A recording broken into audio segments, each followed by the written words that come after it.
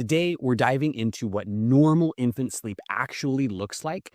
And spoiler, you're probably actually doing a little better than you think. So, sleep is one of the biggest stressors for new parents in particular. And it's also one of the most misunderstood. So, when our little girl was born, I thought something was wrong because she wasn't sleeping through the night by 3 months old.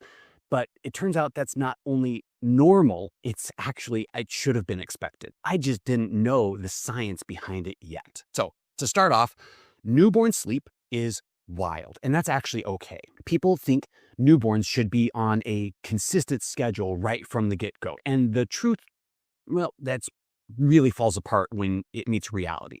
Newborns sleep in what's called a polyphasic pattern, which means they just sleep in short bursts during the day, but also during the night. And that's because they don't really have a circadian rhythm yet. They develop that over the first couple of years of life. Most newborns need to sleep 18 to 22 hours in a 24-hour period, and that's normal. Newborns sleep in short, frequent bursts with no strong day or night rhythm until at least 3 months old.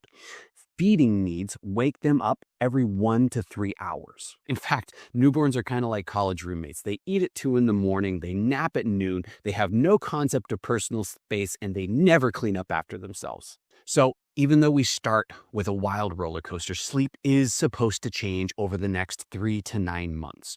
So the common misconception that parents have is that by 6 months, we should be sleeping through the night. And that's still not entirely true. Somewhere between 3 and 6 months, and this is where sleep regression usually falls, our night stretches of sleep are starting to consolidate.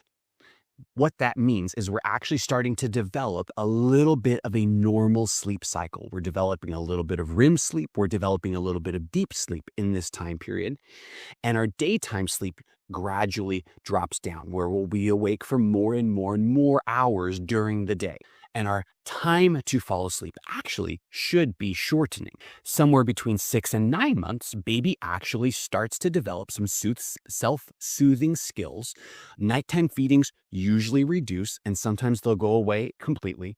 But up to 40% of parents still report some struggles and issues with sleep even as late as 8 months old. In fact, one study actually shows that variability is high in sleep consolidation, and it's a gradual process. Not all babies hit the same sleep milestones on the same time schedule.